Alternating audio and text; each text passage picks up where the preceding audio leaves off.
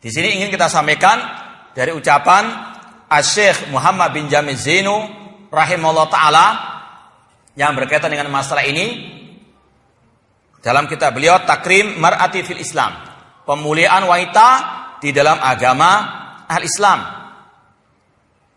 Ikhwani fillah wa akhwati rahimani wa rahimakumullah. Di antaranya kata beliau, surat An-Nisa ini dikhususkan bagi kaum wanita. Ini menunjukkan bagaimana pemuliaan Allah terhadap kaum wanita tersebut. Kemudian di dalamnya Allah Subhanahu wa taala sebutkan berbagai macam pemuliaan-pemuliaan tersebut. Bagaimana kemuliaan perempuan di hadapan al-Islam. Di antaranya Allah Subhanahu wa taala pertama kali menyebutkan ayat tentang awal penciptaan wanita. Ya ayyuhan nasu taqu rabbakum alladzi khalaqakum min nafsin wahidah wa khalaqa minha zawjaha wa batsa fihima wa batsa minhuma rijalan katsiran wa nisaa. Wahai manusia, bertakwalah kepada Rabb kalian yang telah menciptakan kalian dari satu jiwa, yaitu dari Adam, wa khalaqa minha zawjaha, dan dari Adam itulah atau dari tulang rusuk Adam itulah Allah menciptakan kaum wanita. Ini menunjukkan bahwasanya perempuan itu Allah muliakan sebagaimana kaum laki-laki. Atau kalau mungkin bisa disilahkan, wanita itu adalah asistennya laki-laki. Mereka tidak dihinakan sebagaimana kaum jahiliyah. Mereka punya kehormatan yang luar biasa di sisi Allah Subhanahu wa taala.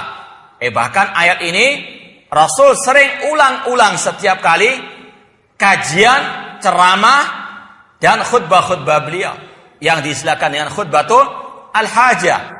Seperti yang kita sampaikan tadi pada awal muqaddimah, disampaikan 3 ayat, di antaranya ya ayyuhan nasu taqu rabbakum alladzi khalaqakum min nafsin wahidah. Ini di antara fungsinya mengingatkan kita semuanya tentang pemuliaan Allah terhadap kaum wanita. Demikian pula dalam surat Al-Hujurat Allah mengatakan ya ayyuhan nasu inna khalaqnakum min dzakarin wa unsa wa ja'alnakum syu'uban wa qabaila lita'arafu inna akramakum indallahi atqakum. Wahai manusia, sesungguhnya kami menciptakan kalian laki-laki dan perempuan, min dzakarin wa unsa. Allah Subhanahu wa taala menyebutkan mereka bersandingan. Tidak ada yang lebih mulia dari laki-laki atau perempuan kecuali bittaqwallah, kecuali dengan takwa kepada Allah Subhanahu wa taala. Secara asal sama derajatnya laki dan perempuan di sisi Allah Subhanahu wa taala. Kecuali mereka-mereka yang lebih bertakwa kepada Allah Subhanahu wa taala.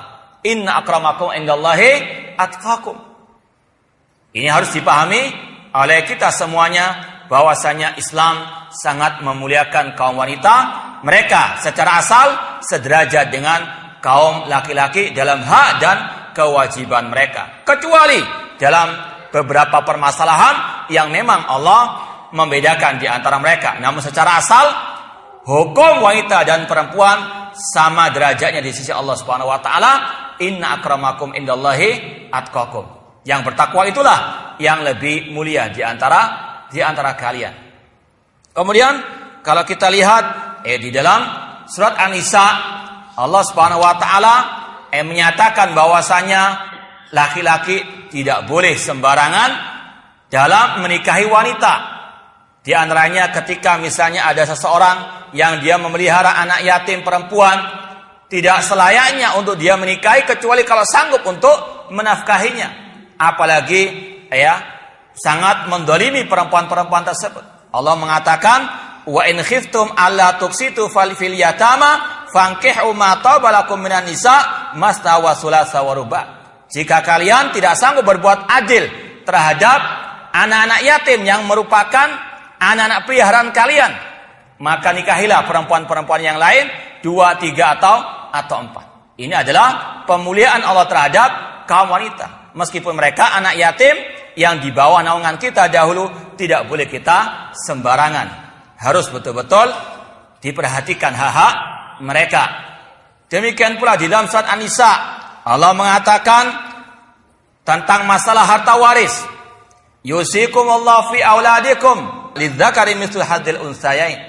Allah mewasiatkan kepada kalian di dalam hak-hak anak-anak kalian bahwasanya anak laki mendapat bagian 2 kali lipat dibandingkan hak perempuan. Masih mendapatkan harta waris. Ini dibandingkan dengan zaman jahiliyah yang mereka tidak mendapatkan sama sekali harta waris tersebut.